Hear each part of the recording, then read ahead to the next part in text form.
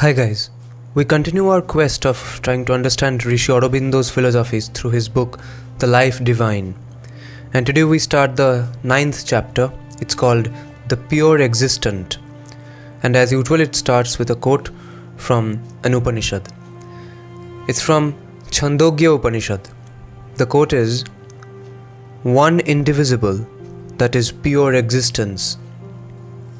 Now Rishi Aurobindo writes, when we withdraw our gaze from its egoistic preoccupation with limited and fleeting interests and look upon the world with dispassionate and curious eyes that search only for the truth, our first result is the perception of a boundless energy of infinite existence, infinite movement, infinite activity pouring itself out in limitless space, in eternal time, an existence that surpasses infinitely our ego or any collectivity of egos, in whose balance the grandiose products of aeons are but the dust. In whose balance the grandiose products of aeons are but the dust of a moment, and in whose incalculable sum numberless myriads count only as a petty swarm. We instinctively act and feel and weave our life thoughts as if this stupendous world movement were at work around us as center and for our benefit, for our help or harm, or as if the justification of our egoistic cravings, emotions, ideas, standards were its proper business, even as they are our own chief concern. When we begin to see, we perceive that it exists for itself, not for us, has its own gigantic aims, its own complex and boundless idea, its own vast desire or delight that it seeks to fulfill, its own immense and formidable standards which look down as if with an indulgent and ironic smile at the pettiness of ours. And yet let us not swing over to the other extreme and form too positive an idea of our own insignificance. This is what I like about Aurobindo. He always talks about striking the balance between spirituality and the real world.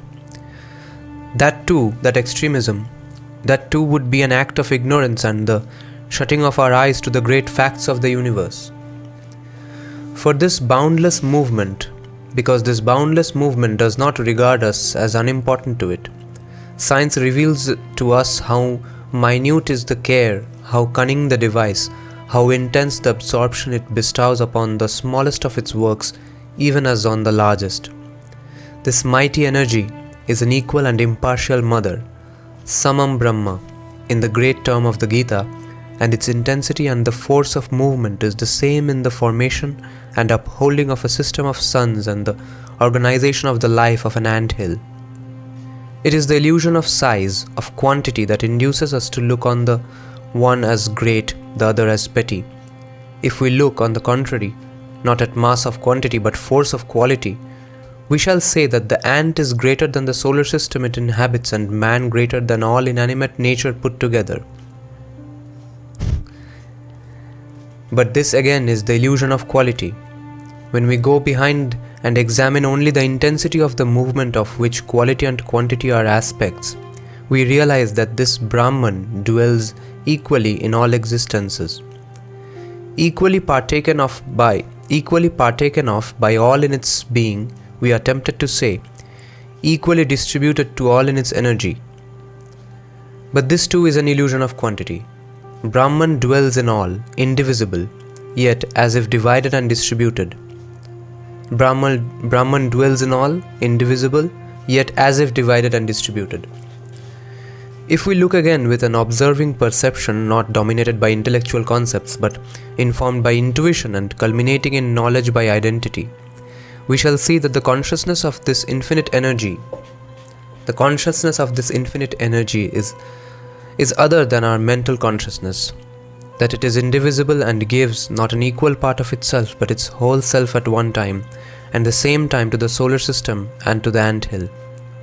To Brahman there are no whole and parts, but each thing is all itself and benefits by the whole of Brahman. Quality and quantity differ, the self is equal. The form and manner and the result of the force of action vary infinitely, but the eternal, primal, infinite energy is the same in all. The force of strength that goes to make the strong man is no whit greater than the force of weakness that goes to make the weak. The energy spent is as great in repression as in expression, in negation as in affirmation, in silence as in sound. This line has to be underlined. The energy spent is as great in repression as in expression, in negation as in affirmation, in silence as in sound. The force of strength that goes to make the strong man is not greater than the force of weakness that goes to make the weak. Therefore, the first reckoning we have to mend is that between this infinite movement, this energy of existence which is the world and ourselves. Therefore, the first reckoning we have to mend is that between the infinite movement, this energy of existent which is the world and ourselves. At present, we keep a false account. We are infinitely important to the all, but to us the all is negligible. We alone are important to ourselves. This is the sign of the original ignorance which is the root of the ego, that it can only think with itself as center, as if it were the all, and of that which is not itself accepts only so much as it is mentally disposed to acknowledge or as it is forced to recognize by the shocks of its environment.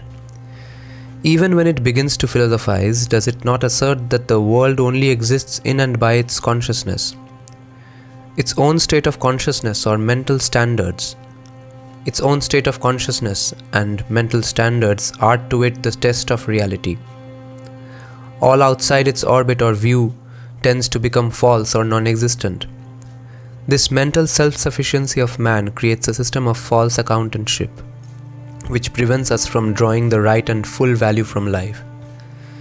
There is a sense in which these pretensions of the human mind and ego repose on a truth, but this truth only emerges when the mind has learned its ignorance and the ego has submitted to the all and lost in its separate self-assertion. To recognize that we, or rather the results and appearances we call ourselves, are only a partial movement of this infinite movement, and that it is that infinite which we have to know, to be consciously and to fulfill faithfully, is the commencement of true living. To recognize that in our true selves we are one with the total movement and not minor or subordinate is the other side of the account, and its expression in the manner of our being, thought, emotion and action is necessary to the culmination of a true or divine living.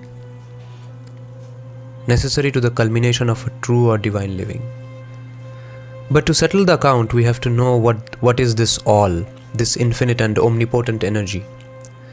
And here we come to a fresh complication, because it is asserted to us by the pure reason, and it seems to be asserted to us by Vedanta, that as we are subordinate and an aspect of this movement, so the movement is subordinate and an aspect of something other than itself, of a great timeless, spaceless stability, sthanu, which is immutable, inexhaustible and unexpanded, not acting though containing all this action, not energy, but pure existence. Those who see only this world energy can declare indeed that there is no such thing.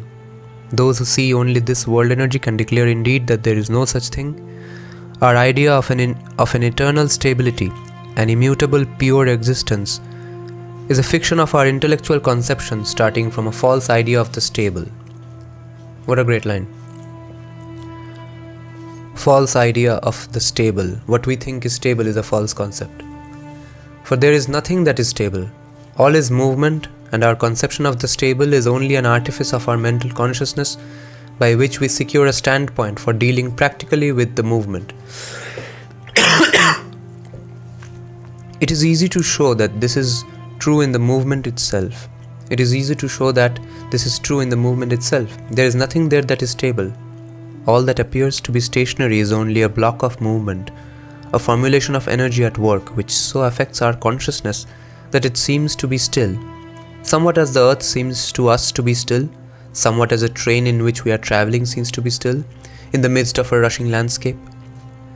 But is it equally true that underlying this movement, supporting it, there is nothing that is moveless and immutable? Is it true that existence consists only in the action of energy? Or is it not rather that energy is an output of existence? We see at once that if such an existence must be, like the energy, infinite. Neither reason nor experience nor intuition nor imagination bears witness to us of the possibility of a final terminus. All end and beginning presuppose something beyond the end or beginning. An absolute end, an absolute beginning is not only a contradiction in terms, but a contradiction of the essence of things, a violence, a fiction. Infinity imposes itself upon the appearances of the finite by its infatigable self-existence. Infinity imposes itself upon the appearances of the finite by its ineffable self-existence. But this is infinity with regard to time and space, an eternal duration, interminable extension, an extension that cannot be terminated. The pure reason goes farther, and looking in its own colorless and austere light at time and space points, it points out that these two are categories of our consciousness, conditions under which we arrange our perception of phenomenon. When we look at existence in itself, time and space disappear. When we look at existence in itself, if there is any extension, it is not a spatial but a psychological extension. If there is any duration, it is not a temporal but a psychological duration. And it is then easy to see that this extension and duration are only symbols which represent to the mind something not translatable into intellectual terms.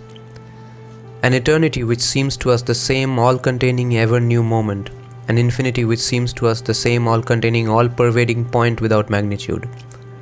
And this conflict of terms, so violent, yet accurately expressive of something we do perceive, shows that mind and speech have passed beyond their natural limits and are striving to express a reality in which their own conventions and necessary oppositions disappear into an ineffable identity. But is this a true record? May it not be that time and space so disappear merely because the existence we are regarding is a fiction of the intellect? The existence we are regarding is a fiction of the intellect, a fantastic nihil created by speech, which we strive to erect into a conceptual reality. A fantastic nihil. We regard again that existence in itself, and we say, no, there is something behind the phenomenon not only infinite but indefinable.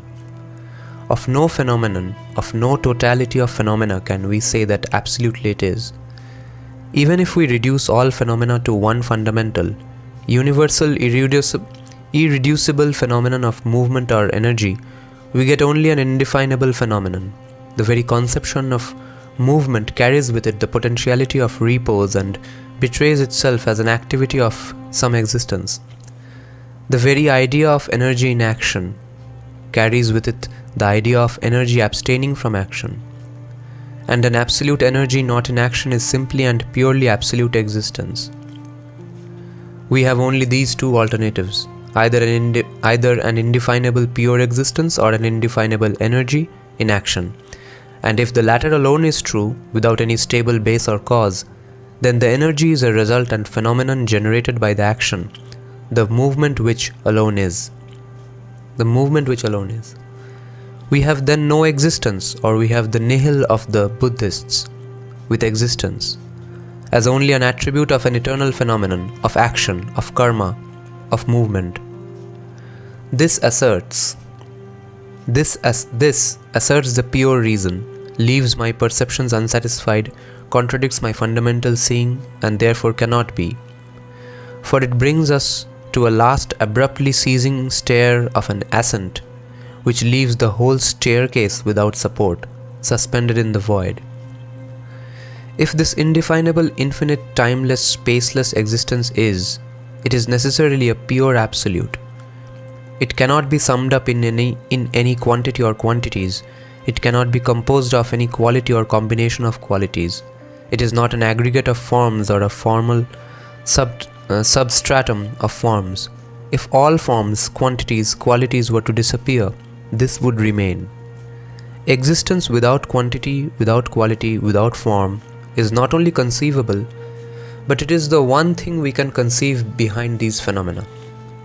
Necessarily, when we say it is without them, we mean that it exceeds them, that it is something into which they pass in such a way as to cease to be what we call form, quality, quantity, and out of which they emerge as form, quality, and quantity in the movement.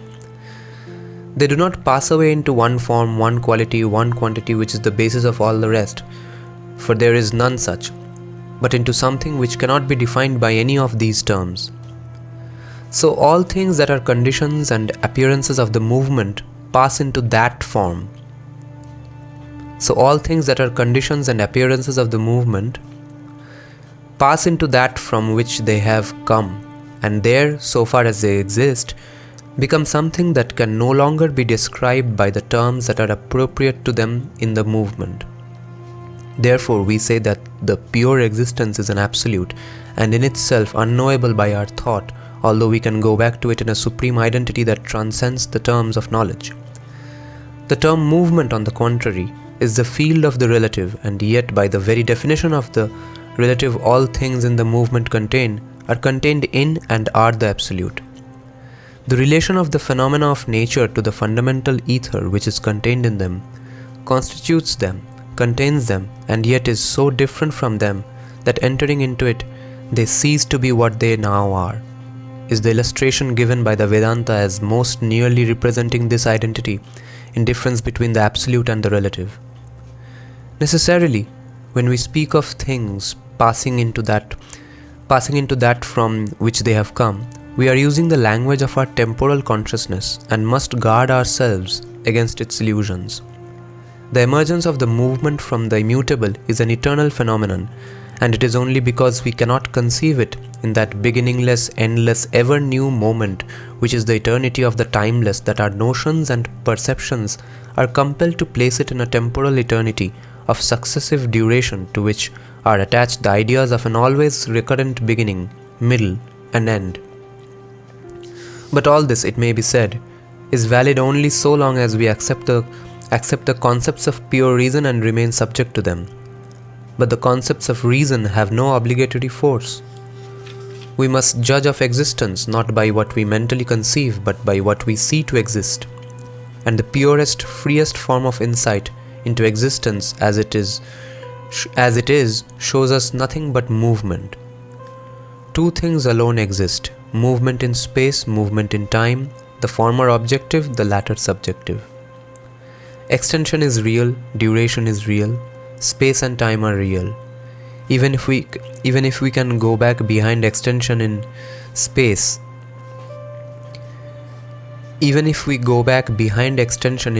and perceive it as a psychological phenomenon, as an attempt of the mind to make existence manageable by distributing the indivisible whole in a conceptual space, yet we cannot go behind the movement of succession and change in time.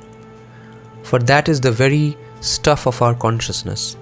We are, and the world is a movement that continually progresses and increases by the inclusion of all the successions of the past in a present which represents itself to us as the beginning of all the successions of the future. A beginning, a present that always eludes us because it is not, for it has perished before it is born. What is the eternal, indivisible succession of time carrying on its stream, a progressive movement of consciousness, also indivisible. What is the eternal, the eternal, indivisible succession of time, carrying on its stream, a progressive movement of consciousness, also indivisible. Now he makes a note about this sentence in the below section of the page, the bottom section of the page, that indivisible in the totality of the movement. Each moment of time or consciousness may be considered as separate from its predecessor and successor, each successive action of energy as a new quantum or new creation. But this does not abrogate continuity, without which there would be no duration of time or coherence of consciousness. A man's steps as he walks or runs or leaps are separate, but there is something that takes the steps and makes the movement continuous. Duration, then, eternally successive movement and change in time, is the sole absolute. Becoming is the only being.